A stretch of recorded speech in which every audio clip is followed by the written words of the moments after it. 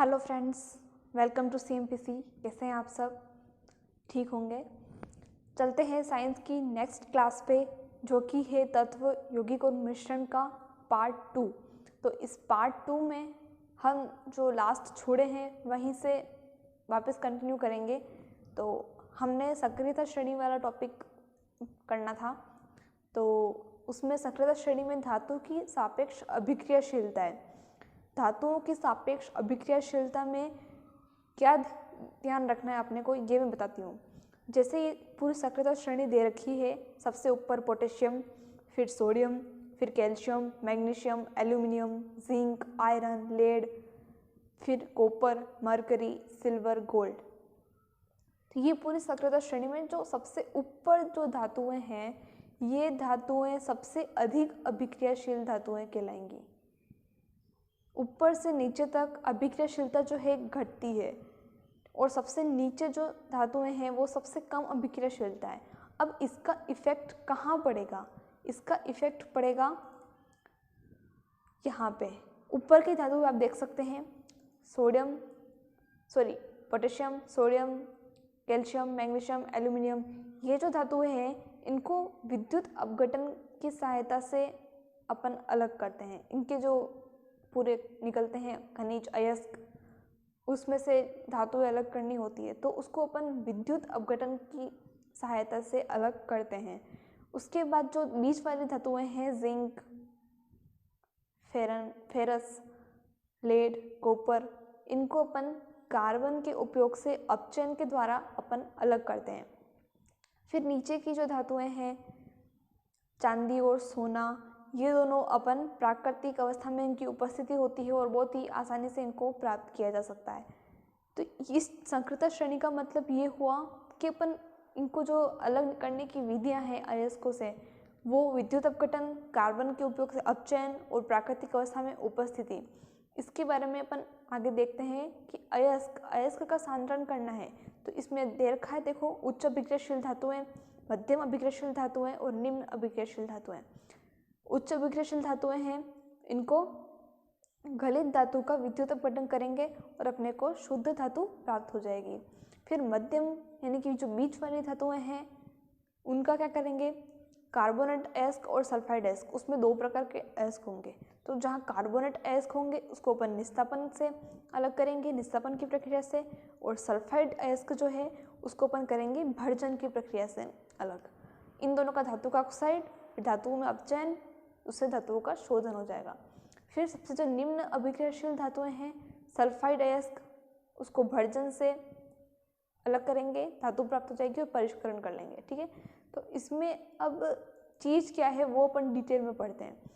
अयस्कों का समृद्धिकरण, सबसे पहले आती है घेंग। ये PDF में छूट गया है ये, ठीक है। तो घेंग क्या है? पृथ्वी से खनित अयस्कों में मिट्टी, रेत आदि जैसी कई अशुद्धियाँ होती है, उनको कहते हैं घेंग। ठीक है, तो इस चीज़ को आप डेफिनेशन ध्यान रखें। घेंग किसे कहते हैं? पृथ्वी से खनित अयस्कों में मिट्टी, रेत आदि जैसी कई अशुद्धियाँ होती है, इनको कहते हैं घेंग। फिर धातुओं के निष्कर्षण से पहले अयस्क से अशुद्धियों को हटाना आवश्यक होता है। अयस्कों से घेंग को हटाने के लिए जिन प्रक्रियाओं का उपयोग होता है वे अयस्क और घेंग के भौतिक और रासायनिक गुणधर्मों पर आधारित होते हैं। इस पृथक्करण के लिए विभिन्न तकनीक अपनाई जाती है, वो अपन इसमें देखते हैं कि सक्रियता श्रेणी में नीचे आने वाली धातुओं का निष्कर्षण कैसे करते हैं। सक्रियता श्रेणी में नीचे आने वाली धातुएं काफ़ी अनभिक्रिय होती है, मतलब अभिक्रिया नहीं करती है लगभग वो। इन धातुओं के ऑक्साइड को केवल गर्म करेंगे, उससे ही अपन धातु प्राप्त कर सकते हैं। केवल गर्म करने से ही धातु प्राप्त किया जा सकता है। उदाहरण के लिए सिनाबार। अब ये देखो, सिनाबार किसको कहते हैं? HGS। ये छोटी छोटी चीज़ें हैं जिनसे क्वेश्चन बन जाता है। ठीक है, तो सिनाबार किसको कहते हैं? Mercuric sulphide, HGS। और मरकरी यानी कि पारा का एक अयस्क है। HGS पारा का एक अयस्क है। वायु में गर्म करने पर यह सबसे पहले मर्क्यूरिक ऑक्साइड यानी कि HgO इसके ऑक्साइड में परिवर्तित हो जाता है, और अधिक गर्म करने पर मर्क्यूरिक ऑक्साइड मरकरी में अपचयित हो जाता है। ठीक है, तो इसकी यहाँ पे दे रखी है अभिक्रिया 2HGS प्लस 3O2G, इसको अपन गर्म करेंगे तो 2HGO plus 2SO2 sulphur dioxide बन जाएगी। फिर उसके ऑक्साइड को और गर्म करेंगे तो अपने को मरकरी मिल जाएगी और ऑक्सीजन गैस अलग निकल जाएगी। ठीक है, फिर चलते हैं नेक्स्ट। इस प्रकार प्राकृतिक रूप से Cu2S के रूप में उपलब्ध कॉपर को केवल वायु में गर्म करके इसकी अयस्क को अपन अलग कर सकते हैं। इसकी भी अभिक्रिया दे रखी है Cu2S प्लस 3O2, इसको गर्म करेंगे तो Cu2O इसके ऑक्साइड में परिवर्तित हो जाएगा और सल्फर डाइऑक्साइड गैस अलग निकल जाएगी। फिर अपन चलते हैं सक्रियता श्रेणी के मध्य में स्थित धातुओं का निष्कर्षण। अब जो बीच में है ये तो थी सबसे नीचे वाली धातुएं जो अभिक्रिया नहीं करती है। अब सक्रियता श्रेणी में जो बीच में धातुएं हैं कौन सी, ये जिनका कार्बन के उपयोग से अपचयन करते हैं अपन, ये जिंक, फेरस, लेड, कॉपर। ठीक है, इनका कैसे करेंगे, सक्रियता श्रेणी के मध्य में स्थित धातुओं जैसे आयरन, जिंक, लेड, कॉपर आदि की अभिक्रियाशीलता मध्यम होती है, मतलब ये बहुत ठीक ठाक अभिक्रिया कर लेते हैं। प्रकृति में यह सल्फाइड या कार्बोनेट के रूप में पाई जाती है। ठीक है, इस चीज़ को ध्यान रखना कि जो सक्रियता श्रेणी में जो बीच में आने वाली धातुएं हैं जैसे आयरन, जिंक, लेड, कॉपर, ये कम अभिक्रियाशील होती है और प्रकृति में सल्फाइड या कार्बोनेट के रूप में पाई जाती है। सल्फाइड या कार्बोनेट के रूप में, इस चीज़ को अपन ने भी पढ़ा था जस्ट, लेकिन उसकी डेफिनेशन से अपन इसको फिर से पढ़ेंगे। सल्फाइड या कार्बोनेट की तुलना में धातु को उसके ऑक्साइड से प्राप्त करना अधिक आसान है, इसलिए अपन अपचयन से पहले धातु के सल्फाइड या कार्बोनेट को धातु ऑक्साइड में परिवर्तित करेंगे, उसके बाद अपन उसको धातु में परिवर्तित करेंगे। तो सल्फाइड अयस्क को वायु की उपस्थिति में अधिक ताप पर गर्म करने पर यह ऑक्साइड में परिवर्तित होता है। इस प्रक्रिया को क्या कहते हैं, भर्जन। इस प्रक्रिया को क्या कहते हैं, भर्जन। वायु की उपस्थिति में होता है और सल्फाइड अयस्क के साथ होता है, इसको कहते हैं भर्जन।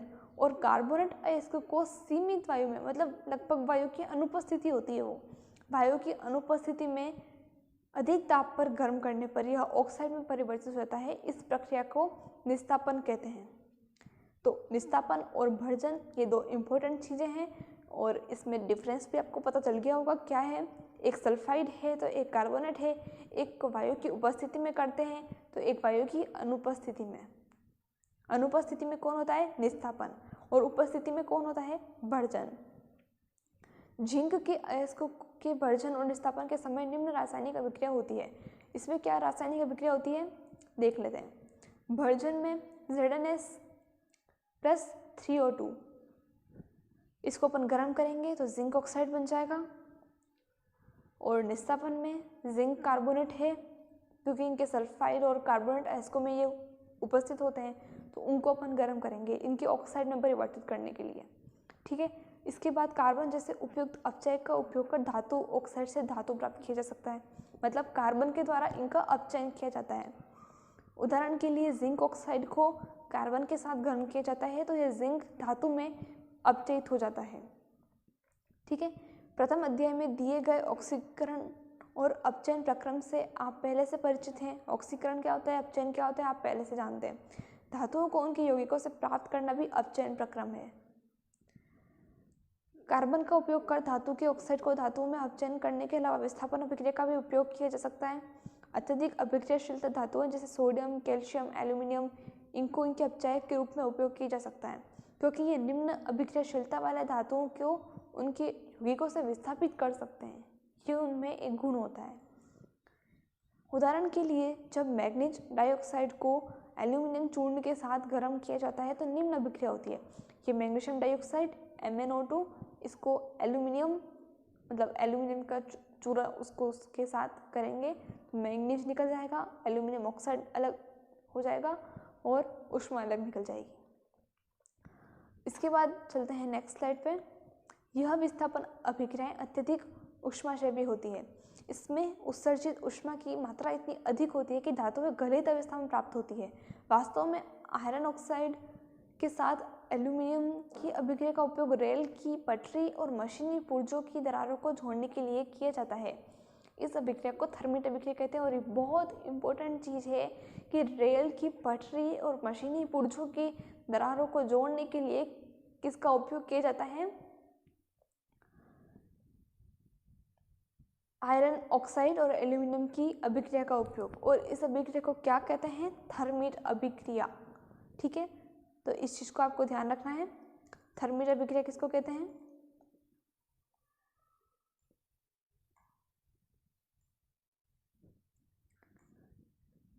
Fe2O3 + 2Al यानी कि एल्यूमिनियम के चूरे के साथ करेंगे तो एल्यूमिनियम ऑक्साइड बन जाएगा और ऊष्मा निकलेगी। ठीक है, तो इस चीज़ को अपने को ध्यान रखना है। अब सक्रियता श्रेणी में सबसे ऊपर स्थित धातुओं का निष्कर्षण कैसे करेंगे वो देख लेते हैं। अभिक्रियाशीलता श्रेणी में सबसे ऊपर स्थित धातुएं अत्यंत अभिक्रियाशील होती हैं, इसलिए कार्बन के साथ गर्म कर यौगिक प्राप्त नहीं कर सकते। इसलिए अपन क्या करेंगे? इनका विद्युत अपघटन करेंगे। उदाहरण के लिए कार्बन के द्वारा सोडियम, मैग्नीशियम, कैल्शियम, एल्यूमिनियम आदि के ऑक्साइड का अपचयन कर उन्हें धातुओं में परिवर्तित नहीं किया जा सकता। इन धातुओं की बंधुता कार्बन की अपेक्षा ऑक्सीजन की अधिक होती है। इन धातुओं को विद्युत अपघटनीय अपचयन के द्वारा प्राप्त किया जाता है। मतलब जो धातुएं अधिक अभिक्रियाशील होती हैं उनको हम कार्बन के अपचयन से या डायरेक्ट प्राप्त नहीं कर सकते, या फिर ऐसा नहीं कि हम उनको ऑक्साइड में परिवर्तित कर लें और अपन उसको प्राप्त कर लें। नहीं, उसके लिए हमको विद्युत अपघटन करना पड़ेगा क्योंकि वो बहुत ज़्यादा अभिक्रियाशील होती हैं। ठीक है, तो इस चीज़ को अपने को ध्यान रखना है। उदाहरण के लिए सोडियम, मैग्नीशियम एवं कैल्शियम को उनकी गलित क्लोराइडों के विद्युत अपघटन से प्राप्त किया जाता है। कैथोड ऋणावेशित इलेक्ट्रॉन पर धातुएं निक्षेपित हो जाती है और एनोड जो धनावेशित इलेक्ट्रोड होता है उस पर क्लोरीन मुक्त होती है। अभिक्रियाएं इस प्रकार है, जैसे कैथोड है, कैथोड पर इलेक्ट्रॉन इस पे जुड़ा होता है तो धातुएं अलग निकल जाती है, और एनोड पर क्लोरीन तो क्लोरीन मुक्त हो जाती है, क्लोरीन गैस के फॉर्म में। ठीक है, ये पूरा दे भी रखा है। विद्युत अपघटनीय परिष्करण copper, zinc, tin, nickel, silver, gold आदि जैसी अनेक धातुओं का परिष्करण विद्युत अपघटन द्वारा किया जाता है। अशुद्ध धातु को एनोड पर और शुद्ध धातु की परत को कैथोड बनाया जाता है। ठीक है, इस चीज़ को ध्यान रखना है। अशुद्ध धातु को एनोड और शुद्ध धातु को कैथोड बनाया जाता है। मतलब जो शुद्ध धातु होती है उसको नेगेटिव साइड रखते हैं। आप डायग्राम में भी देख सकते हैं। ये पूरा तांबे का विद्युत अपघटनीय परिष्करण, अम्लीकृत कॉपर सल्फेट का विलयन, विद्युत अपघट्य है, अशुद्ध तांबा एनोड है और शुद्ध तांबा की पट्टी कैथोड का कार्य कर रही है। विद्युत धारा प्रवाहित करने पर शुद्ध तांबा कैथोड पर निक्षेपित हो जाता है। ठीक है, इस चीज को आपको ध्यान रखना है पूरा। धातु के लवण विलयन का उपयोग विद्युत अपघट्य के रूप में होता है और चित्रानुसार उपकरण व्यवस्थित करते हैं। पूरा देख सकते हैं, ये कैथोड, इसमें विद्युत धारा बह रही है, और उसके बाद है विद्युत अपघट्य से जब धारा प्रवाहित की जाती है तब एनोड पर स्थित अशुद्ध धातु विद्युत अपघट्य में घुल जाती है। इतनी ही मात्रा में शुद्ध धातु विद्युत अपघट्य से कैथोड पर निक्षेपित हो जाती है। विलेय अशुद्धियाँ विलयन में चली जाती है और अविलेय अशुद्धियाँ एनोड तली पर निक्षेपित हो जाती है, जिसको एनोड पंख कहते हैं। सारी जो अशुद्धियाँ हैं वो एनोड पर जमा हो जाती है। फिर नेक्स्ट टॉपिक आता है संक्षारण। ये एक बहुत इंपॉर्टेंट टॉपिक है संक्षारण। खुली वायु में कुछ दिन छोड़ देने पर सिल्वर की धातु है जो वो काली हो जाती है। क्यों? क्योंकि सिल्वर का वायु में उपस्थित सल्फर के साथ अभिक्रिया करके सिल्फर सल्फाइड की परत बनने के कारण ऐसा हो जाता है। तो काली परत किस लिए होती है? अब छोटे छोटे क्वेश्चन यही से बनते हैं कि सिल्वर वायु से क्रिया कर लेगी तो किसकी परत बनेगी? तो सिल्फर सल्फाइड की बनेगी। कौन से रंग की बनेगी? तो काले रंग की बनेगी। फिर नेक्स्ट है कि कॉपर वायु में उपस्थित आर्द्र कार्बन डाइऑक्साइड के साथ अभिक्रिया करता है, जिससे इसकी सतह से भूरे रंग की चमक धीरे धीरे खत्म हो जाती है तथा इस पर हरे रंग की परत चढ़ जाती है। यह हरा पदार्थ कॉपर कार्बोनेट होता है। ये वाला क्वेश्चन किसी एक एग्जाम में बना हुआ भी है आरपीएससी के। तो कॉपर वायु में उपस्थित कार्बन डाइऑक्साइड से अभिक्रिया करता है तो इसकी सतह की जो भूरे रंग की परत है वो कौन से रंग की परत में कन्वर्ट हो जाती है, तो हरे रंग की परत चढ़ जाती है। और ये हरे रंग का पदार्थ कौन सा होता है, कॉपर कार्बोनेट। इस चीज़ को बिल्कुल ध्यान रखना है, ये बहुत इंपॉर्टेंट चीज़ है, ठीक है। फिर लंबे समय तक आर्द्र वायु में रहने पर लोहे पर भूरे रंग की पत्र की पदार्थ की परत चढ़ जाती है, जिसको जंग कहते हैं। जंग अपन जानते हैं क्या होता है, उसको ज़्यादा करने की ज़रूरत नहीं है। यहाँ पे एक क्रियाकलाप करना है। क्रियाकलाप में आप देख सकते हैं उबलता हुआ आश्रित जल विलीन वायु को निकालने के लिए डाला जाता है। ये पूरा आप पढ़ सकते हैं। आपके लिए होमवर्क ये है कि आप जो एनसीईआरटी के जो सारे के सारे क्रियाकलाप हैं उनको आप सेल्फ पढ़ेंगे। उसको मैंने इस पीडीएफ में इंक्लूड भी नहीं किया है, मैंने सारे कॉन्सेप्ट लिए हैं यहाँ पे, ठीक है। तो उसको आपको सेल्फ पढ़ना पड़ेगा। फिर है पेंट करके, तेल लगा के, ग्रीस लगा के, यशत लेपन यानी कि लोह की वस्तु पर जस्ते की परत चढ़ाकर, क्रोमियम लेपन करके एनोडीकरण या मिश्र धातु बनाकर लोहे को जंग लगने से बचाया जा सकता है। इसको संक्षारण से सुरक्षा कहते हैं। लोहे और इस्पात को जंग से सुरक्षित रखने के लिए उस पर जिंक की परत चढ़ाने की विधि को यशत लेपन कहते हैं, ये अपन जानते हैं। और जस्ते की परत नष्ट हो जाने के बाद भी यशत लेपित वस्तु जंग से सुरक्षित रहती है।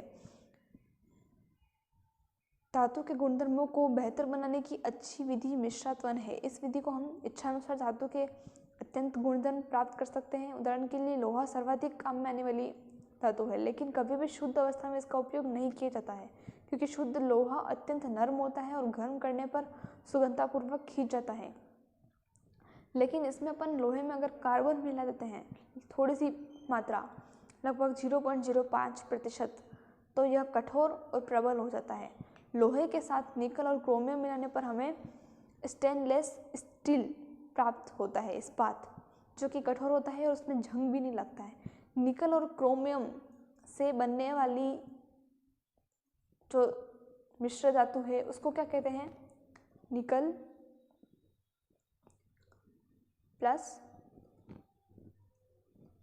क्रोमियम।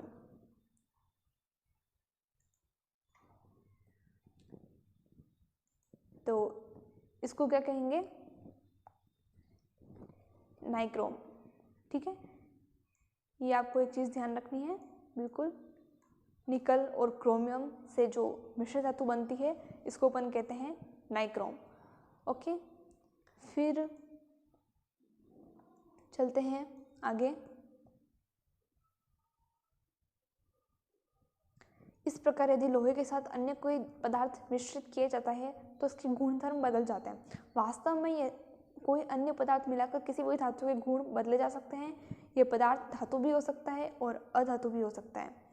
दो या दो से अधिक धातुओं के समांगी मिश्रण को मिश्र धातु कहते हैं, ठीक है। फिर अपन चलते हैं सोना। सोने को, शुद्ध सोना जो होता है वो 24 कैरेट का होता है, इस बात को ध्यान रखना, और वो काफ़ी नर्म होता है। लेकिन ज्वेलरी बनाने के लिए उसको अपन शुद्ध सोने के धातु का यूज़ नहीं करते हैं। ज्वेलरी बनाने के लिए अपन को थोड़ा सा उसको कठोर बनाना पड़ेगा, और कठोर बनाने के लिए उसमें चांदी या तांबा उसमें मिलाया जाता है, और उसमें सोने का जो भाग होता है वो 22 कैरेट होता है, और 2 भाग जो है वो तांबा और चांदी का होता है। इस बात को हमको ध्यान रखना है, 22 भाग शुद्ध सोने का और 2 भाग चांदी का, ठीक है। यदि कोई एक धातु पारद है तो इसके मिश्र धातु को अमलगम कहते हैं। पारे की मिश्र धातु को क्या कहते हैं, अमलगम। तांबे का उपयोग विद्युतीय परिपथ बनाने के लिए किया जाता है, और सीसा और टिन, लेड और टिन की मिश्र धातु सोल्डर है जिसका गलनांक बहुत कम होता है। तो लेड और टिन, इनकी मिश्र धातु सोल्डर है जिसका गलनांक बहुत कम होता है, और इसका सोल्डर का उपयोग कहाँ होता है, विद्युत तारों की परस्पर वेल्डिंग के लिए इसका उपयोग किया जाता है, और सोल्डर बहुत इम्पोर्टेंट है, आपको ध्यान रखना है। फिर आते हैं एक्वारेजिया। तो एक्वारेजिया क्या है, रोयल जल कहते हैं। रोयल जल का लैटिन शब्द है, और 3:1 के अनुपात में सांद्र हाइड्रोक्लोरिक अम्ल यानी कि